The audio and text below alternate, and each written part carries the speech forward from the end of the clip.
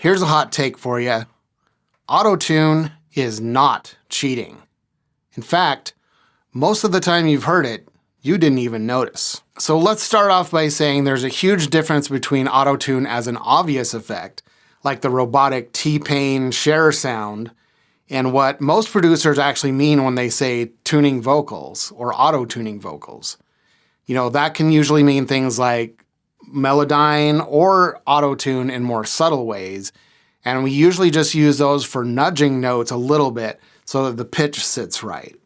So one is a creative effect, the other is just editing like anything else. So let's be clear, when someone says they hate Autotune, do they mean the robotic T-Pain effect? Or do they mean anytime somebody tunes vocals, or maybe they've tuned them too much? So in this video, I'm talking about editing notes to be in tune, not the robotic auto-tune. I think we can all agree that's maybe been used one too many times now. We can, lay off it for a little while. So here is why I use Melodyne, my tool of choice, to tune singers, even though that's considered cheating by a lot of people. When I'm producing a song, my number one goal is to get the best emotional performance from the singer, or from myself if I'm the one doing the singing. So that means I would rather keep a great take with a lot of feeling, even if some of the notes are a little off, than just totally scrap it and lose the vibe until they get the pitch just right. So a tool like Melodyne lets me make small, tasteful pitch adjustments or fix things that were almost there but just didn't quite hit the pitch enough. I rarely snap it all the way to 100% unless it's, the type of song that needs to sound that locked in. And I'll only tune the notes that sound way too far off. Most good singers only need a few tweaks here and there. And if it's way off, I just have them re-record it. And to start out with, I usually have them do several passes at each part anyway, so that we can kind of get the best takes, get the best feel, and choose from those to begin with. But really, doing this pitch editing is just like adding EQ or reverb. It's a tool that makes it sound better.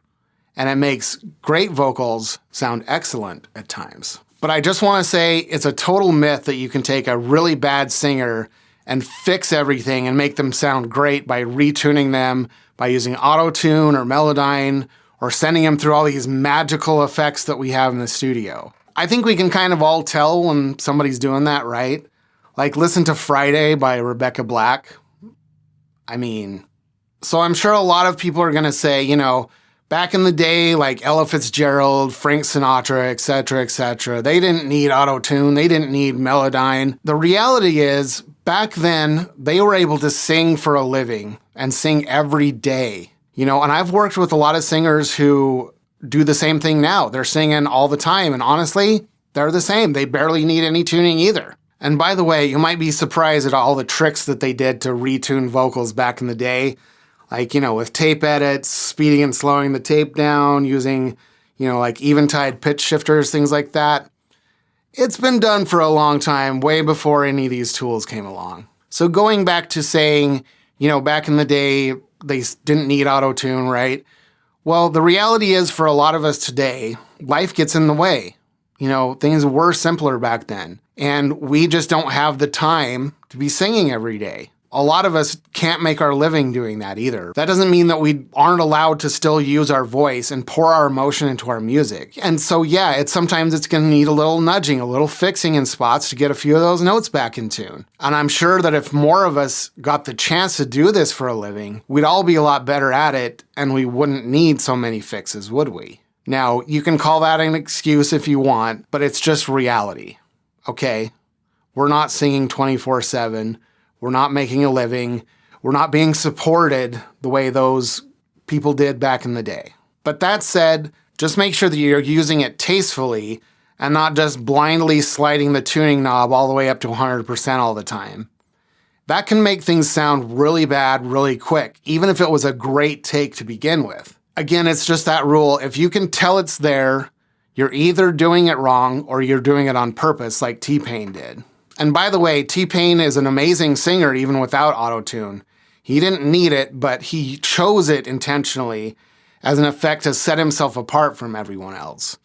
So really, you got to give him a lot of credit for being original at the time. So the bottom line is, At the end of the day, if it sounds good, it is good. Pitch correction, Autotune, Melodyne, whatever it isn't ruining music. It's just bad taste on the production end is ruining music. A lot of producers are either overdoing it, maybe on purpose to get that kind of sound, or a lot of times I've seen in behind the scenes footage, it doesn't seem like they have a lot of patience to have them run it several times to get the best takes. A lot of times they're just like, hey, yeah, just do it once and then, I'll tune it afterwards. Don't ever take that approach either. Get a good and emotional take, and if some of the notes are a little off, just nudge them back into place. There's nothing wrong with that. It's not cheating, and it keeps the integrity and the feel and the emotion in place, which is what's important. Do you agree or do you disagree? Let me know in the comments below. And also, if you like this, feel free to give me a thumbs up down below and subscribe to my channel if you want to hear more. It's really going to help me out, and it's going to help me keep doing these and giving you lots of takes, both good and bad. Have a good day.